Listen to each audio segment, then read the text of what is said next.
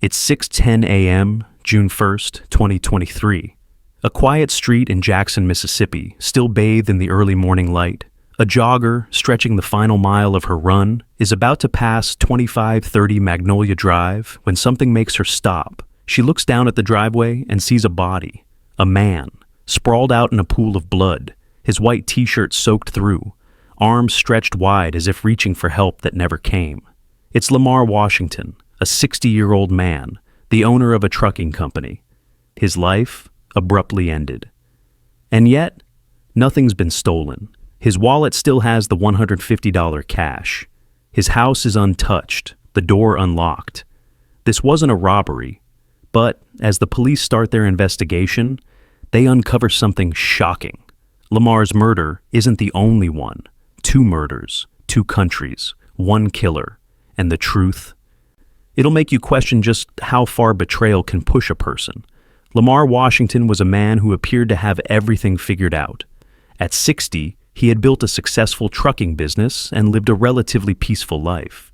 His home on Magnolia Drive was quiet, nestled in a suburban neighborhood in Jackson, Mississippi, a place where most mornings passed without much notice. But June 1st would be different. At around 6:10 a.m., a jogger finishing her morning run spotted him, his body lifeless on the pavement. The scene would soon become infamous, not for the brutality of the attack, but for how calm and eerie everything else was. His wallet still in his pocket, $150 untouched, no sign of forced entry in the house. His keys sat neatly on the counter. The police arrived swiftly, sirens cutting through the usual stillness of the neighborhood. They immediately noticed something. Despite the brutality of Lamar's wounds, there was no clear reason for this murder. He hadn't been robbed. He wasn't involved in any shady dealings. In fact, the man had been a pillar of his community, known for his calm nature. The coroner later confirmed the details. 8 stab wounds, 5 to the chest, 3 to the neck. Defensive bruises on his hands suggested Lamar had tried to protect himself. But in the end, it wasn't enough. Lamar Washington had died on his driveway, just feet from his front door. The neighborhood, once peaceful, would never be the same again. The detectives on the scene were left with questions. Who could do this to Lamar, and why? It didn't add up. Lamar wasn't a man with enemies. No one could point to any obvious motive. The front door of the house was unlocked. The living room was untouched. It didn't make sense, but there was one thing the police did know. This wasn't just a random attack. It wasn't a chance encounter. Whoever did this knew Lamar. It was personal. And just when the investigation seemed to hit a dead end, the case would take an unexpected turn, something no one had predicted. At first, the detectives weren't sure if they were dealing with a single crime or something far bigger. But as they dug deeper into Lamar's life, it became clear. This was just the beginning. Before long, they learned about Mirabel, a name that would soon be forever linked to Lamar's death. She was a retired teacher, seemingly harmless, just like the peaceful neighborhood she lived in. But there was more to Mirabel than met the eye. Detectives began looking into her connection to Lamar, and what they found would only raise more questions. Mirabel was Lamar's ex-wife.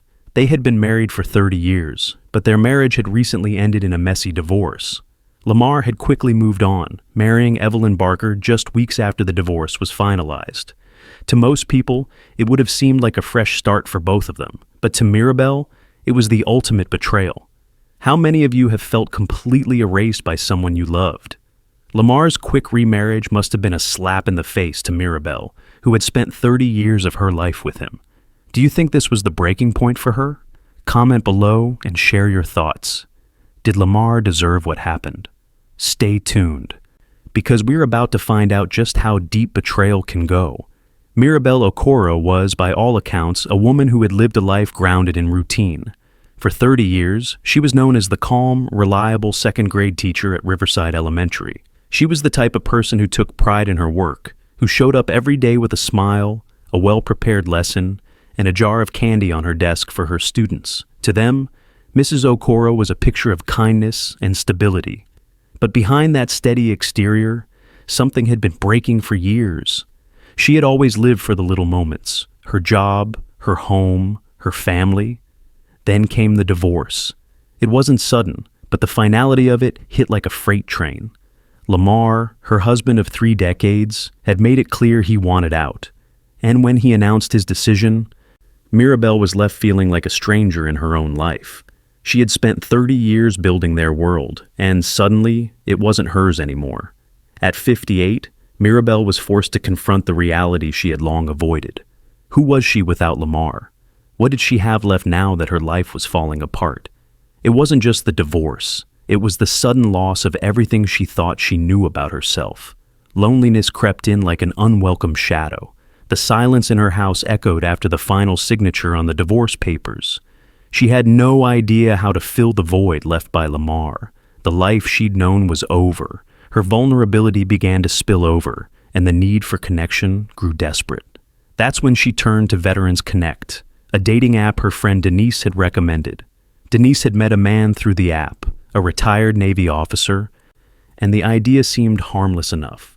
At first, Mirabel thought it might be a way to fill the space, a distraction. But as she filled out her profile, retired teacher, empty nester, love dogs, and good conversation, looking for friendship, maybe more. She felt an odd sense of hope, as if maybe this could be the way to rediscover herself. Then she saw Jamari Ellis. He was a 35-year-old Marine Corps veteran living in Cancun, Mexico. His photo showed him sitting in a wheelchair, the deep blue of the ocean behind him, his eyes calm but purposeful. His profile mentioned his wife's passing and how he had moved to Mexico to start over. He liked jazz music, had a black cat named Miles, and seemed to radiate a quiet confidence despite his physical limitations. Mirabel couldn't help but feel drawn to him. There was something about the way he held himself, despite everything he had been through. He wasn't asking for sympathy. He was looking for connection, just like she was. She sent him a message one night in February 2023, the day after her divorce was finalized. "Hi, Jamari. I love your photos from Cancun. I've always wanted to visit Mexico. How long have you been living there?" He responded almost immediately. They quickly began exchanging messages, and it wasn't long before their chats became the highlight of Mirabel's day. Their conversations felt natural, talking about their favorite foods, the stray cats that wandered through their neighborhoods, the mundane yet comforting details of life. Jamari even made her laugh, something she hadn't done in months. For the first time in a long while, Mirabel felt like she could breathe again. But as the months went on, something began to shift in Mirabel's emotional state. Her connection with Jamari, which had started as an innocent escape, began to take on more weight. She found herself waiting for his messages, daydreaming about meeting him. The idea of seeing him in person took root in her mind. He was no longer just a distant figure in her phone. He was an emotional anchor. However, just as things with Jamari were beginning to offer a glimpse of hope, the other shoe dropped. Lamar remarried. Mirabel found out the news the way most people do these days, through a Facebook post.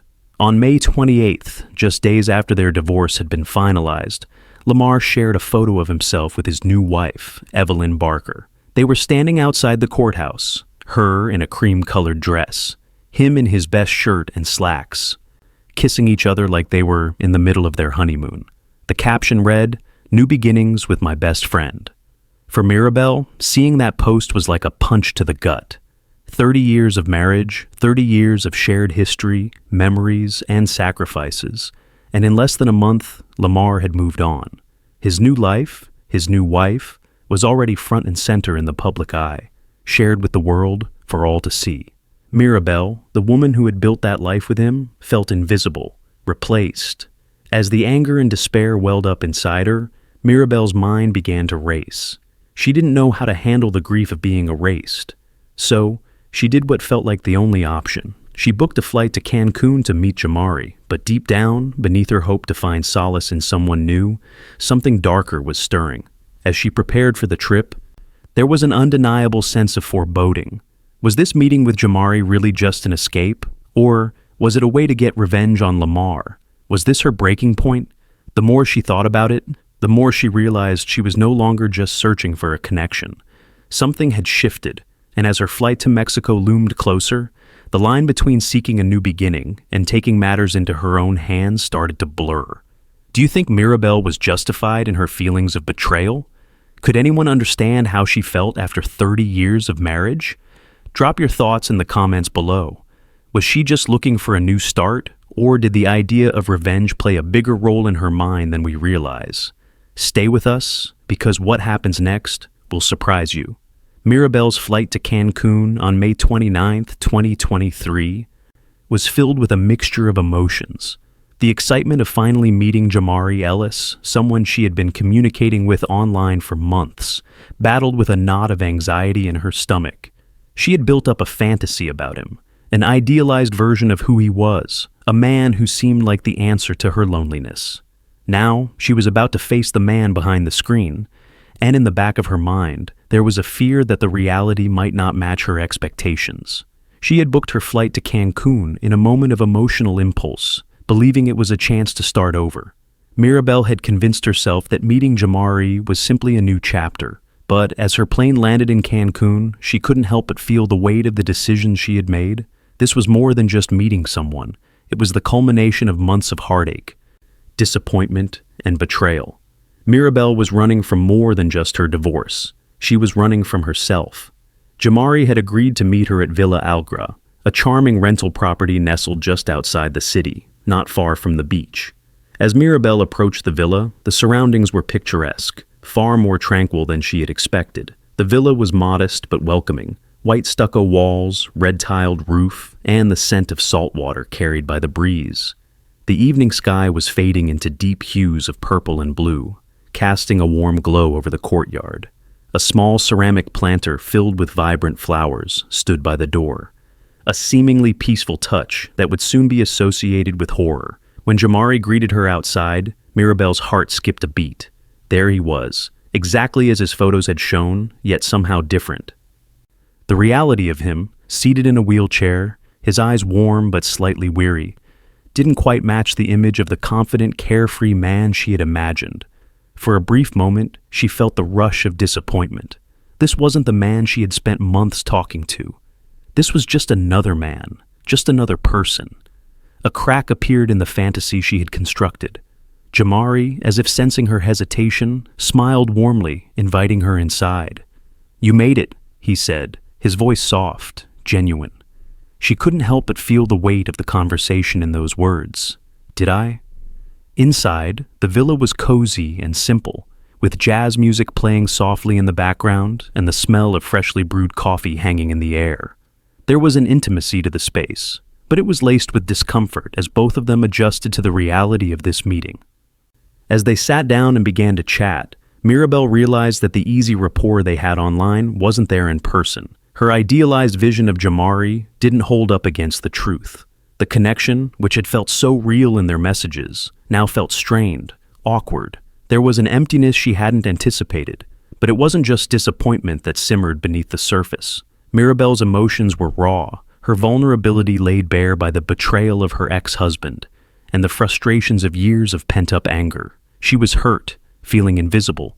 The man she had built a life with had replaced her so quickly, and here was Jamari, a man she had hoped would fill that void, only to disappoint her. As the evening went on, tension quietly escalated. Mirabel felt herself growing increasingly frustrated, and Jamari's gentle questions, meant to reassure her, began to grate on her nerves. She had imagined this meeting so many times, but now that it was happening, it wasn't what she thought it would be. Perhaps it was the fantasy she had built around him that let her down. Or perhaps she just wasn't prepared for the reality of meeting someone she had emotionally invested in for so long. By the time the clock struck 12 a.m., Mirabel's internal struggle boiled over. Something snapped inside her. The years of emotional turmoil, the loneliness, the rage at her ex-husband, all found their expression in that one catastrophic moment. She had felt rejected, invisible, and betrayed for so long. And now, here was Jamari, another man who didn't live up to her expectations. He was supposed to heal her. Instead, he only reminded her of her wounds. Without warning, Mirabel stood up. The ceramic planter, sitting on a side table near the door, caught her eye. It was heavy, substantial, and suddenly, it became the only thing she could focus on. Her hands gripped it tightly as she swung it at Jamari's head. The first blow came as a shock to him. The next 7 were met with his desperate attempts to shield himself, but Jamari was at a disadvantage, sitting in his wheelchair. He couldn't fight back, and the blows landed with sickening force. Mirabel stood over him, breathless, as his body lay crumpled on the floor. The music still played softly in the background, a cruel contrast to the scene that had unfolded. The reality of what she had done began to settle in, but she felt no panic, no breakdown. She simply walked to the bathroom, washed her hands, and then gathered her things, her purse, her phone. There was no hurry, no sign of distress. The calmness of her departure was chilling. She dropped off her rental car, took one last look at the villa, and left the scene as if nothing had happened. Her flight back to Mississippi was booked, and as the plane ascended into the night sky, Mirabel believed she had gotten away with it. She was returning to a life that she thought she could resume, but the truth was far more complicated. The perfect escape was an illusion, and the trail of evidence would soon catch up with her. What do you think pushed Mirabel over the edge? Could the fantasy of Jamari have ever matched the reality for her? Drop your thoughts in the comments below. Was this the beginning of a dangerous path, or did Mirabel truly believe this was just an escape from the pain of her life? Stay tuned. What happens next takes the story to an even darker place. The investigation crosses borders. It didn't take long for law enforcement to connect the dots. On June 3, 2023, just days after the murder of Lamar Washington, Detective Sarah Williams received an unexpected call. The FBI had made a crucial link. Mirabel Okoro had been in Cancun on May 30th, just 24 hours before Lamar was killed in Jackson, Mississippi. The coincidence wasn't just eerie. It was the first clue that this was no random set of murders. It was the beginning of a cross-border investigation that would span continents and bring the two crimes together. Using a combination of cell phone pings, flight records, and surveillance footage, the authorities started to piece together Mirabel's movements. They discovered that Mirabel had flown out of Jackson on May 29th for a brief stay in Cancun, and just hours after the murder of Jamari Ellis, she was back in Mississippi. The flight logs confirmed she had returned to Jackson on the morning of May 30th, just a few hours before Lamar was killed. The FBI quickly realized that this was no coincidence. As the investigation ramped up, Inspector Carlos Ruiz and the Mexican authorities worked tirelessly to trace the details of Mirabel's movements while she was in Cancun. Surveillance footage from the airport, rental car records, and phone records were all part of the evidence that connected Mirabel to the murder of Jamari Ellis. The authorities in both the U.S. and Mexico began to share information, realizing that they were dealing with someone who had meticulously planned her crimes across 2 countries. Mirabel's digital footprint was undeniable.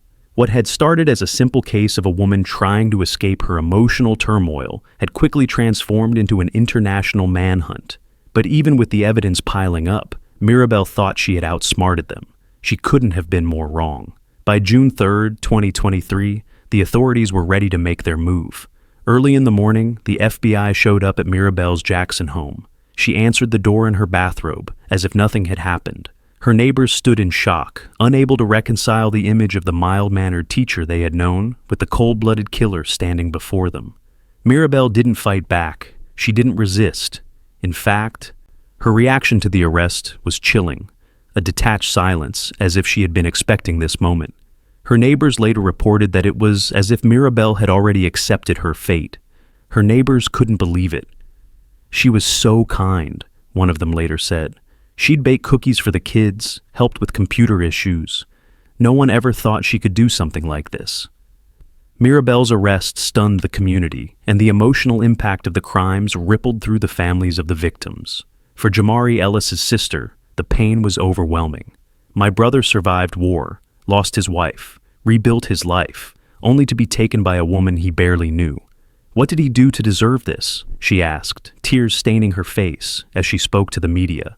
Jamari, a war veteran who had already suffered so much, was now gone, and his family was left to try to piece together the fragments of a life cut short by senseless violence. For Lamar's children, the shock was no less profound. To them, Mirabel had been a mother figure. She had been their father's wife for 30 years. She had raised them, cared for them. And yet, Just weeks after their parents' divorce, Lamar was taken from them in the most brutal way imaginable. The questions lingered in their minds. Why did she do it? What drove her to this? They may never know the full answer, but they had been left with the brutal aftermath of a crime that shattered their family forever.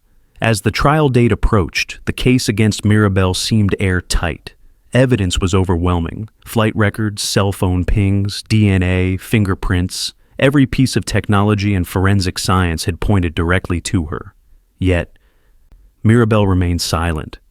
Throughout the investigation and the trial, she refused to speak, leaving her lawyers to navigate a defense they knew was all but impossible. The case was clear, but the question lingered. What had truly driven Mirabel to commit such heinous acts? Some believed it was the pain of betrayal. Others thought it was pure malice. Either way, Mirabel's silence only added to the mystery, leaving the courtroom in suspense as the trial moved forward. On the day the jury deliberated, the question on everyone's mind was, would the justice system be enough to provide closure for the families of the victims? Or would it be yet another reminder that no amount of punishment could ever undo the pain caused by such tragic loss? What do you think? Was Mirabel's silence in the trial a sign of guilt or something deeper? Do you think the pain of betrayal could have driven her to commit these murders? Or was there something darker behind her actions? Let us know what you think in the comments below. How would you have reacted in her shoes?